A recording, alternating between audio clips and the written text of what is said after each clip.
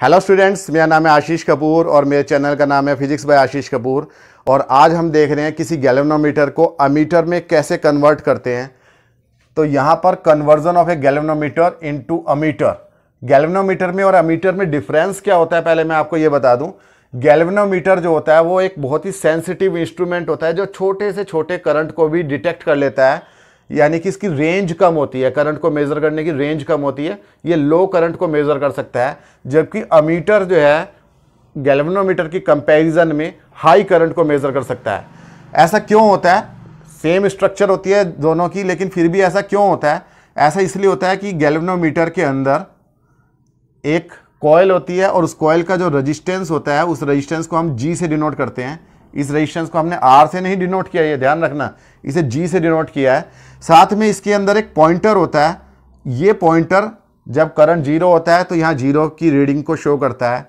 Suppose ये galvanometer 10 micro ampere तक ही current को मेजर कर सकता है, यानी कि जब इसके अंदर 10 माइक्रो एम्पियर का करंट फ्लो करेगा तो ये फुल स्केल डिफ्लेक्शन शो करेगा।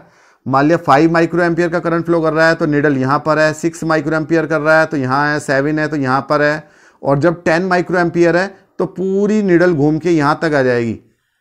10 माइक्रो एम्पियर पे फुल स्केल डिफ्लेक्शन हो गया। तो जो फुल स्केल डिफ्लेक्शन वाला करंट है, जैसे सपोज अगर ये 10 माइक्रो एम्पियर है तो इसी को हम बोलते हैं आई गैल्वेनोमीटर, IG। तो ये फुल स्केल डिफ्लेक्शन करंट है।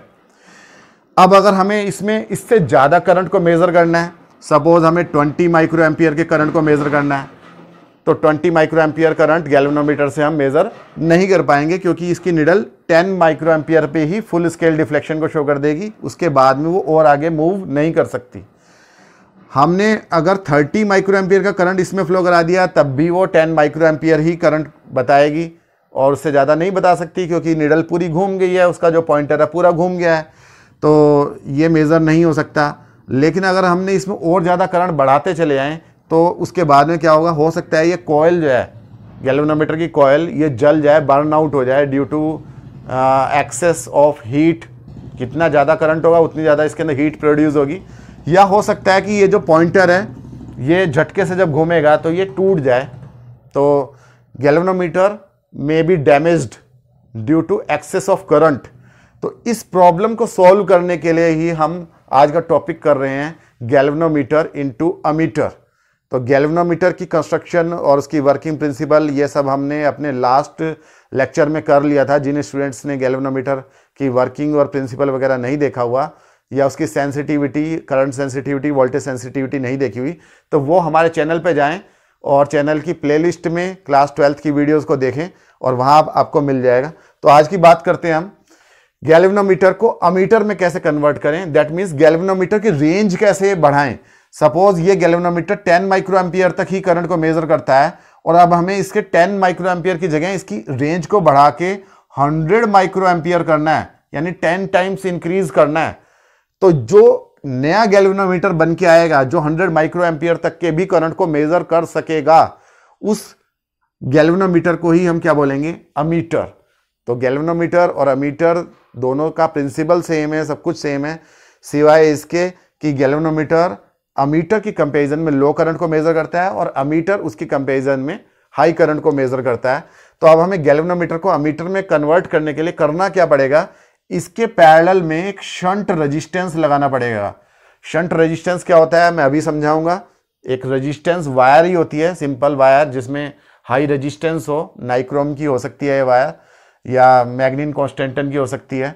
तो ये एक हाई रेजिस्टेंस वायर होती है और ये रेजिस्टेंस गैल्वेनोमीटर के रेजिस्टेंस के पैरेलल में लगाया जाता है, हमेशा सीरीज में नहीं लगाया जाता, पैरेलल में लगाया जाता है और इसी को हम बोलते हैं शंट रेजिस्टेंस।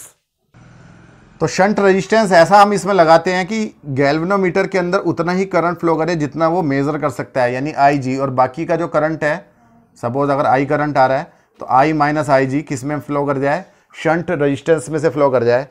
तो हम बस IG को मेज़र करेंगे तो हमें I मेज़र हो जाएगा। अगर हम एक छोटे से पार्ट को मेज़र कर लें तो हम पूरे पार्ट को हम मेज़र कर सकते हैं। अगर हम चावल बनाएं तो ज़रूरी नहीं कि हमें सारे चावल को चेक करके देखना है कि चावल पके हैं या नहीं पके। हम उसका एक सैंपल को चेक कर लें कि इसमें कितना, मतलब ये पक गए हैं, तो हम पूरे चावलों को, पूरे कुकर को हम बता सकते हैं कि हाँ ये चावल पक गए हैं या अभी कच्चे हैं। तो उसी तरीके से हम इसे देखते हैं, गैल्वेनोमीटर को अमीटर में कन्वर्ट करते हैं, एक छोटे से सैंपल को, करंट को हम फ्लो कराते हैं। आप इसे इस तरीके से भी समझ सकते हो, सपोज आपके पास में ये कुछ रोड्स हैं, सड़क है और सड़क पे कार्स मूव कर रही हैं। ये एक सिटी है,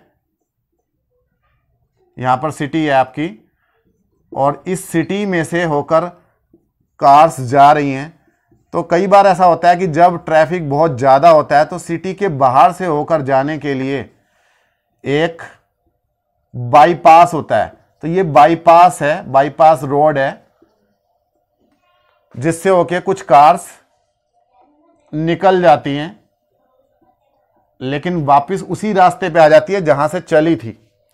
जहां जाना है वहीं जा रही हैं, इस सिटी को बाईपास करके जा रही हैं। कुछ कार्स सिटी में से होकर पास होती है। सपोज हमें ये रेशियो पता है कि कितने परसेंट कार्स बाईपास से होकर जाती हैं और कितने परसेंट सिटी में से पास होती हैं। सपोज अगर यहां पर हर 10 कार्स में से 9 कार्स बाईपास से जाती हैं और 1 कार सिटी से जाती है, तो सिटी में से पास होने वाली कार्स के नंबर को अगर हम ये चेक कर लें तो हम पता लगा सकते हैं कि टोटल नंबर ऑफ कार्स कितना है, या बाईपास रोड से कितनी कार्स जा रही हैं। अगर रेशियो का हमें पता है, पहले से ही पता है, एक प्रिडिक्शन है, अंदाजा है कि हर 10 में से 1 कार सिटी में से जा रही है और 9 कार्स कहाँ से जा रही है, बाईपास से होकर जा रही हैं। तो हम पता लगा सकते हैं कि अगर यहाँ सिटी में 1 की जगह अगर 5 कार्स जा रही हैं तो इसका मतलब बाईपास से कितनी जा रही होंगी, 9 × 5, यानी कि अप्रोक्सीमेटली 45 कार्स जा रही होंगी। और टोटल कार्स कितनी होंगी, 45 + 5, या ये कह लो कि 5 का 10 टाइम्स, यानी कि टोटल नंबर ऑफ कार्स उस टाइम होगा 50। अगर यहाँ सिटी से 10 कार्स जा रही होंगी तो इसका मतलब टोटल नंबर ऑफ कार्स कितनी हो सकती हैं, 100। तो वही काम हमें यहाँ पर करना है, गैल्वेनोमीटर को अमीटर में कन्वर्ट करने के लिए करना है। तो ये आपका गैल्वेनोमीटर है। गैल्वेनोमीटर की कॉइल का अपना एक रेजिस्टेंस है जिसे हमने जी से डिनोट कर दिया है। गैल्वेनोमीटर की नीडल एक लिमिट से ज़्यादा करंट को नहीं मेज़र कर सकती, तो जितना सबसे ज़्यादा वो करंट मेज़र कर सकती है, जितने पे कि फुल स्केल डिफ्लेक्शन आ जाता है, उसी को हम IG से डिनोट करते हैं। तो अब गैल्वेनोमीटर में जब फुल करंट यहाँ से आ रहा हो, I करंट आ रहा हो, तो गैल्वेनोमीटर में से सिर्फ IG करंट ही पास होना चाहिए, बाकी का करंट इसके पैरेलल बाईपास में से निकल जाना चाहिए। और इस बाईपास को हम बोलते हैं शंट रेजिस्टेंस या सिंपली शंट। तो शंट का जो रेजिस्टेंस है उसे हम S से डिनोट करते हैं। तो ये बिल्कुल ऐसे ही वर्क करती है जैसे कि आपका रोड और बाईपास रोड वर्क करती हैं। तो I करंट आने पर IG करंट फ्लो करता है किस में से, गैल्वेनोमीटर में से। ये IG करंट फ्लो कर गया, और शंट में से कितना फ्लो कर जाता है, I - IG। ये रिमेनिंग करंट, भाई I में से IG इधर चला गया तो I - IG किस में चला गया, शंट में से चला गया।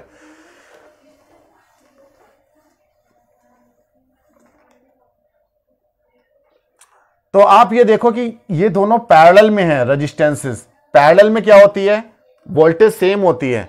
तो वोल्टेज सेम होती है तो हम यहां पर शंट रेजिस्टेंस डिटरमाइन कर सकते हैं। वोल्टेज सेम होती है तो V = होता है IR, वोल्टेज अक्रॉस गैल्वेनोमीटर = होगी वोल्टेज अक्रॉस शंट। गैल्वेनोमीटर और शंट के दोनों के अक्रॉस वोल्टेज सेम है बिकॉज दोनों पैरेलल में, और वोल्टेज होती है IR। तो गैल्वेनोमीटर की वोल्टेज कितनी है, IG × R की जगह पे गैल्वेनोमीटर का रेजिस्टेंस G। शंट के अक्रॉस वोल्टेज कितनी है, शंट में से कितना करंट फ्लो कर रहा है, I - IG × शंट का रेजिस्टेंस S। हमें शंट का रेजिस्टेंस ही निकालना होता है कि कितना रेजिस्टेंस हम यहां लगाएं। तो S = हो जाएगा IG / I - IG और × G। तो ये आपका शंट रेजिस्टेंस के लिए फॉर्मूला है। यहां पे आप देखिए शंट का रेजिस्टेंस हम कैसे निकाल सकते हैं कि गैल्वेनोमीटर का रेजिस्टेंस हम यहां रखेंगे, गैल्वेनोमीटर का फुल स्केल डिफ्लेक्शन करंट हम रखेंगे IG, और जितनी रेंज हमें गैल्वेनोमीटर की देनी है, कहां तक मेजर करने के लायक बनाना है, उस पूरे करंट को हम I से डिनोट करेंगे। तो I will be full range of, अब गैल्वेनोमीटर किस में बदल गया है, अमीटर में। जितने एम्पियर तक का करंट हमें मेजर करना है वो करंट है ये आई है फुल रेंज ऑफ अमीटर, कितनी रेंज का हमें अमीटर बनाना है। और आई जी क्या थी, रेंज ऑफ गैल्वेनोमीटर।